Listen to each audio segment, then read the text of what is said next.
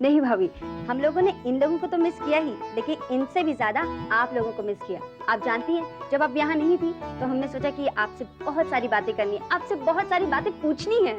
हाँ, तभी तो आपको हर वक्त फोन करने का मन करता था। वो तो मैंने इन दोनों को रोक दिया, वरना ये दोनों तो बन गए थे टेलीफोन ऑपरेटर। अच्छा बाबा, कोई बात नहीं, अब हम लोग आ गए हैं ना, अब हमारे साथ ज्यादा से ज्यादा वक्त गुजारना। ओके? किसी को भी सारा वक्त गुजारने की जरूरत नहीं है। मैंने भी अपनी बच्चियों को और अपनी बीवी को बहुत मिस किया। अब सारा वक्त इनके साथ मैं गुजारूंगा। भैया, this is not fair. Everything is fair when it comes to kids and wife. ये कौन है? ये मामा ने बॉडीगार्ड्स भेजे।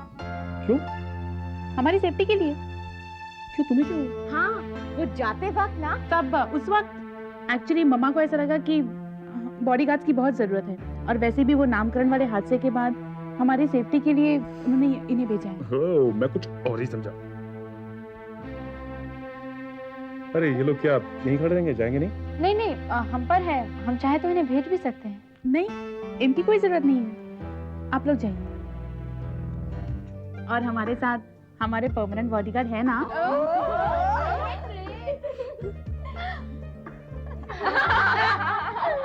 मैं साक्षी को ले आऊंगी। उफो पोपट, इतने छोटे काम के लिए 4 लोगों को अपॉइंट करने की क्या जरूरत थी? अरे 2 से काम हो जाता। और सुनो, उसको कहना अकाउंट्स में कोई गड़बड़ नहीं करेगा। ऑडिट के टाइम पे मुझे ही तकलीफ होती है। हाँ, आज भेज दो।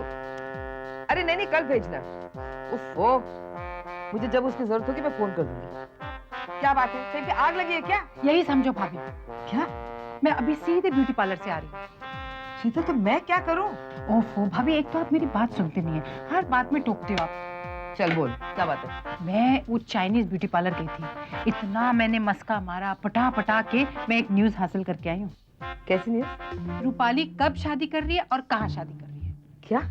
हाँ, और पार्लर से क्या क्या चीजें करवाने वाली है वो, pedicure, manicure, massage, hair wash, makeup. Sheetal, अपना ये ब्यूटी पार्लर है ना बंद कर, और मुझे बता शादी कहाँ हो रही है? आर्य समाज में। आर्य समाज में? इसके बारे में कुछ तो सोचना होगा। अच्छा बता, कब हो रही है? आज रात को कर रही है भाभी। क्या? आर्य समाज में आज ही रात को? इतनी जल्दी शादी, और इतने कम लोगों के बीच? ताकि कम से कम लोगों को पता चले और इन्हें कोई दिक्कत ना आए, है ना? भाभी, कोई कुछ करे ना करे, आपको जरूर कुछ करना है, वरना रात गई बात गई। रात ऐसे नहीं जाएगी। मैंने जो कुछ भी करना है आज रात को ही करना है। ये हुई ना बात भाभी, मैं भी साथ चलूंगी। तुम मेरे साथ क्यों चलोगी? अरे भाभी, उस चाइनीज ब्यूटी पार्लर वाली से मैंने फालतू वो तेल पाउडर पता नहीं क्या क्या खरीदा इस न्यूज के लिए, उसकी कीमत तो वसूल करूंगी ना। और भाभी, मैं ये हंगामा मिस करने वाली नहीं हूँ, मैं भी साथ चलूंगी। शीतल, चुप कर जा। हाँ, चुप। हाँ सर। हाँ, okay, I check those files, no problem. आज शाम तक? ठीक है। हाय संजना। हाय आदर्श, बैठो बैठो। I just call you back sir. बैठ तो मैं गया ही हूँ, लेकिन तुम शाम को आ रही हो ना? कहाँ? ग्रेट, भूल गई? अरे मेरी शादी में, और कहाँ? आदर्श, you're getting married. Congrats Adarsh. Thanks. अरे वाह, इसका ये मतलब कि तुम्हें मालूम ही नहीं है? हाँ। Anyway, congratulations. Thanks a lot. लेकिन ये बताओ कि तुमने मुझे अपने एंगेजमेंट में क्यों नहीं बुलाया? एंगेजमेंट के लिए तो मैंने कुछ किया ही नहीं। एक्चुअली मॉम और डैड दोनों ही लड़की खिलाफ हैं। लेकिन अब मुझे दुबई में नौकरी मिल गई है और मैं वहीं सेटल हो रहा हूँ, इसलिए। अच्छा, तो क्योंकि तुम्हें दुबई में जॉब मिल रहा है, तुम अपने पेरेंट्स के खिलाफ जाकर इस लड़की से शादी कर रहे हो? हाँ। अच्छा ये तो बताओ, who is the lucky girl जिसके लिए तुम जिंदगी में इतने बड़े बड़े स्टेप्स उठा रहे हो, जो तुम्हें हमसे बहुत दूर लेकर जाने वाली है? वो तो तुम्हें कार्ड देखकर ही पता चल जाएगा, उसमें हम दोनों की तस्वीरें हैं। ओके संजना, अब मैं चलता हूँ, लेकिन शाम को आने मत भूलना। No, I come. Bye bye.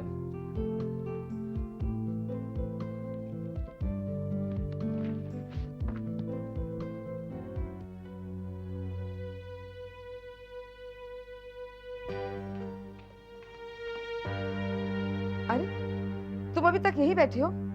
उठो, वहां चलते हैं, वरना पता पड़े वहां पहुंचते ही सब कुछ खत्म हो गया। हाँ, कहीं ऐसा ना वहां पहुंचने से पहले योगेश शादी कर ले। चलो उठो। जो कुछ भी करना है वहां करना, यहाँ मुंह फैलाने का कोई फायदा नहीं। उठो। अब जब आपने तय कर ही लिया है कि आपको जो कुछ करना है खुद ही करना है, तो मेरे आने या ना आने से क्या फायदा। और वैसे भी मामा, मैं योगेश को दूसरी शादी करते हुए नहीं देख सकती। इसलिए तो मैं चाहती हूँ कि तुम खुद अपनी आंखों से देखो कि योगेश कैसी घिनौनी हरकतें कर रहा है। जिस रिश्ते को तुम बार बार जिंदा करना चाहती हो, उसे हमेशा हमेशा के लिए खत्म कर दो। लेकिन मामा,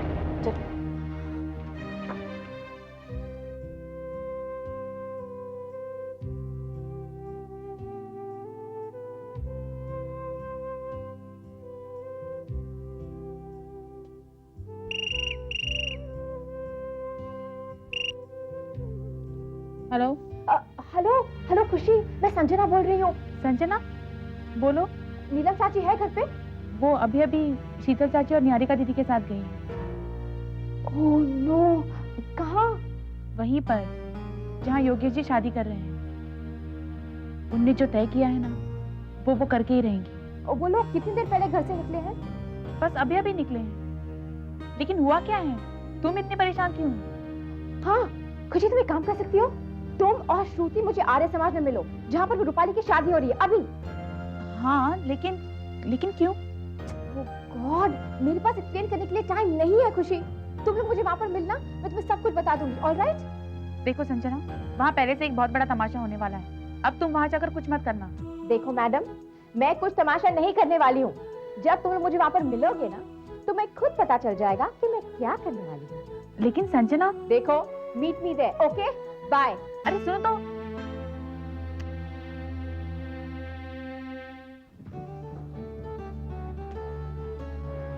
देखा भाभी, मेरी खबर गलत नहीं थी। यहाँ तो शादी हो रही है ना? हाँ वो तो ठीक है, लेकिन दूल्हा दुल्हन कहाँ है? कहाँ है? ठहर, मैं किसी से पूछती हूँ। बहन जी, जी क्या आपने दूल्हा दुल्हन को कहीं देखा है? जी नहीं, मैंने तो अभी तक उन्हें देखा नहीं। मैं खुद उसके मौसी के चाचा के देवर की शादी पर आई हूँ। अच्छा, शुक्रिया। हाँ,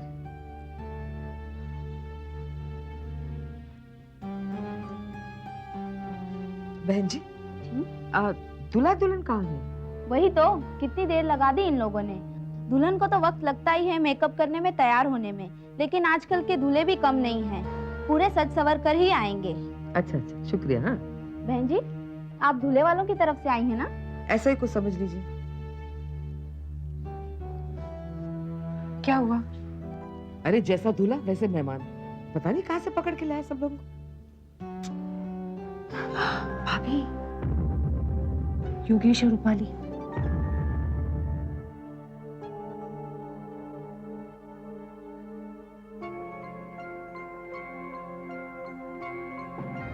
ठहरो,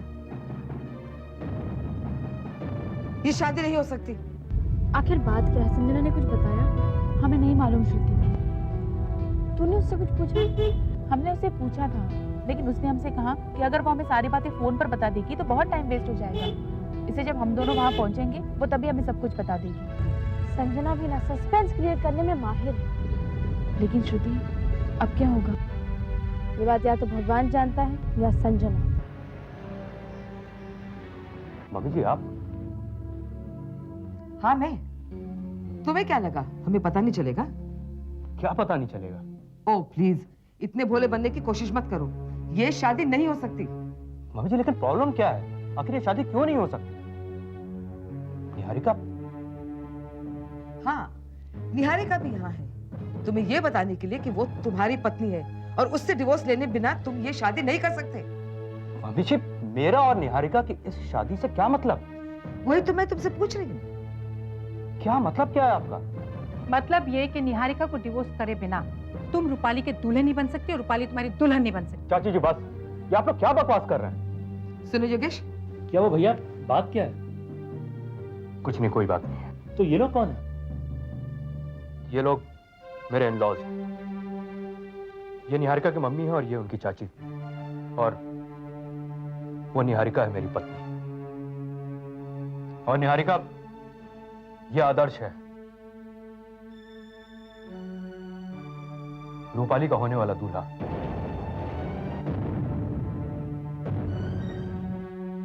दूल्हा? हाँ चाची जी, मैं आप लोगों को यही बताना चाह रही थी कि रूपाली और आदर्श शादी कर रहे हैं। ये दोनों एक दूसरे से बहुत प्यार करते हैं, लेकिन आदर्श के पेरेंट्स इस शादी के खिलाफ हैं। इसीलिए योगेश इन्हें हेल्प कर रहा है। और आप लोगों ने यह सोचा कि मेरी और रूपाली की शादी होने वाली है। मम्मी जी, रूपाली मेरी बहन के समान है। दरअसल उसके पापा ने मेरा बिजनेस सेटअप करने में मेरी बहुत मदद की थी, और अब आज जब वो दुनिया में नहीं है तो क्या मैं अपनी जिम्मेदारियों से अपना मुंह मोड़ लूं? मम्मी जी, आप लोगों ने और निहारिका ने मुझे कभी भी नहीं समझा।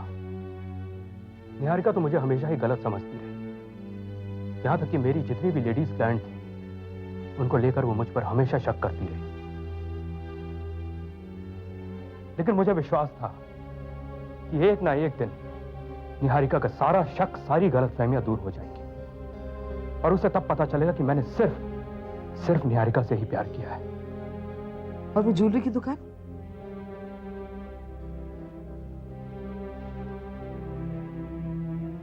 निहारिका, मैंने तुमसे हमेशा कहा था कि सिर्फ एक बार तुम मुझसे अकेले में मिलो, जिससे कि मैं तुम्हारे सारे सवालों का जवाब दे सकूं, जिससे कि जो भी चीज तुम दूसरों की नजरों से देखती थी कम से कम अपने नजरों से देखो और उसे समझो। लेकिन तुमने ऐसा नहीं किया निहारिका। निहारिका, ये रिश्ता हमारा है। दूसरे चाहे लाख भी कोशिश कर लें, उसे नहीं समझ सकते। उसे तुम्हें ही समझना पड़ता। लेकिन तुम हमेशा अपनी ही गलतफहमी के जाल में फंसी रही। मेरे और रूपाली के बीच में कभी भी कोई गलत संबंध नहीं था। वो मेरी बहन के समान है। एक बार मेरी तरफ नजरें उठा के देखो। क्या तुम्हें नहीं लगता है कि मैंने हमेशा से तुम्हारा इंतजार किया है? सिर्फ तुम्हारा। क्या तुम मेरे साथ चलोगी? निहारिका, बेटा जो भी फैसला करना है सोच समझ के करना। निहारिका, रूपाली का इस दुनिया में कोई भी नहीं है। पहले मैंने सोचा था कि मैं अकेला उसका कन्यादान करूंगा, लेकिन अब मैं चाहता हूं कि उसका कन्यादान हम दोनों मिलकर करें।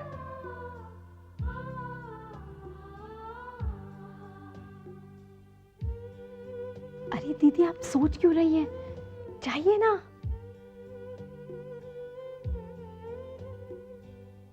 चलो।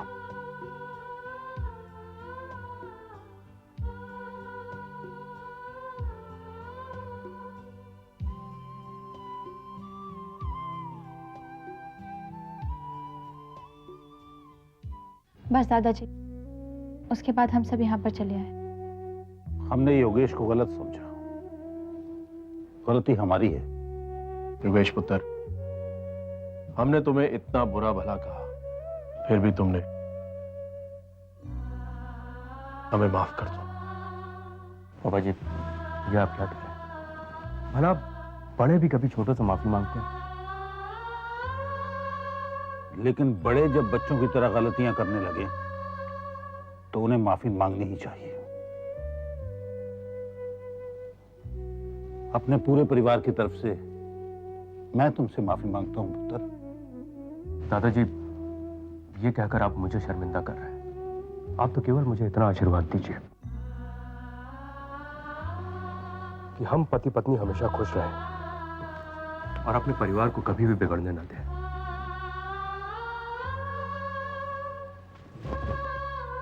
सुखी हो।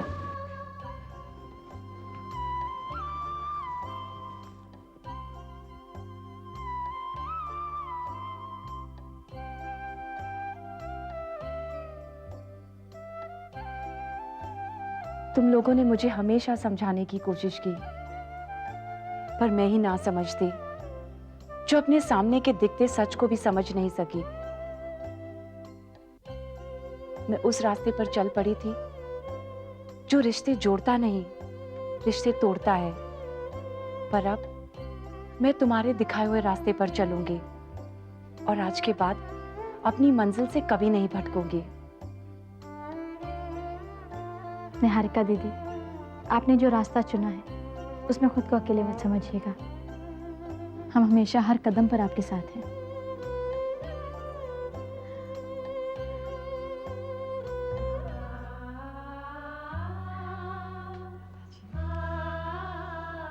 पुत्र, आप कभी अपने मन के आंगन में शक के बीज मत बोना। प्यार में शक जहर होता है। दुनिया के सारे मसले आपसी प्यार और बातचीत से हल हो जाते हैं। जो प्यार औरत का घर, उसके सुहाग, उसके रिश्ते की बुनियाद होता है, उस प्यार को हमेशा बरकरार रखना।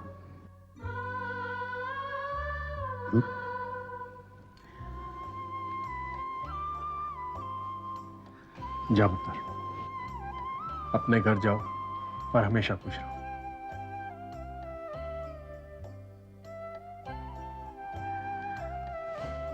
मुझे बस बेटा, और कुछ मत कहना। तुम्हें तुम्हारा पति मिल गया है, घर मिल गया है। इससे ज्यादा खुशी मेरे जीवन में और क्या हो सकती है। भगवान करे तुम दोनों हमेशा सुखी रहो।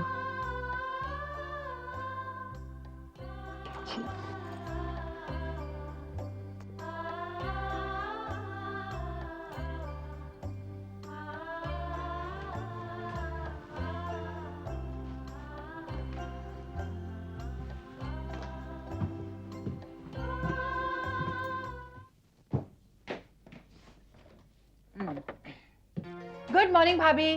रहने दे, बड़ी आई गुड मॉर्निंग कहने वाली। अरे मेरी सुबह की ऐसी की तैसी फिर दी। अब गुड मॉर्निंग भाभी। ये क्या कह रही हैं आप भाभी?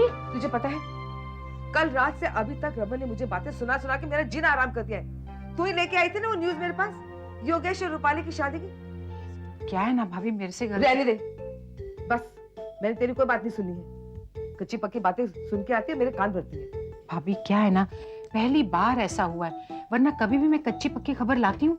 अरे इतनी मुश्किल से जगह जगह जाके ढूंढ ढूंढ के मैं मेहनत करके खबरें लाती हूँ। पता नहीं क्या हो गया इस बार, गड़बड़ कैसे हो गई। शायद जल्दी जल्दी में पता किया ना, इसलिए चूक हो गई। हाँ, और शामत मेरी आ गई। मैंने तेरी कोई बात पे भरोसा नहीं करना अब। क्या भाभी, आप सिर्फ काले बादलों को देख रही हैं, उसके चारों तरफ जो रोशनी है वो नहीं देख रही हैं आप। शीतल, योगेश और रूपाली की शादी की गलत खबर में काले बादल कहाँ से आ गए? अरे भाभी, ये तो सिर्फ एक उदाहरण है। आप सिर्फ मेरा गलत काम देख रही है, जो मैंने सही किया वो नहीं देख रही। शीतल, तूने क्या सही किया? अरे मेरी खबर से निहारिका आज अपने ससुराल में टिक गई है। अगर मैं ये गलत खबर नहीं लाती तो क्या वो खुशी खुशी अपनी जीवन बिताती वहाँ? हाँ, वो तो सही है। उफ़ो, फिर तेरी बातों में आ गई मैं। चल जा।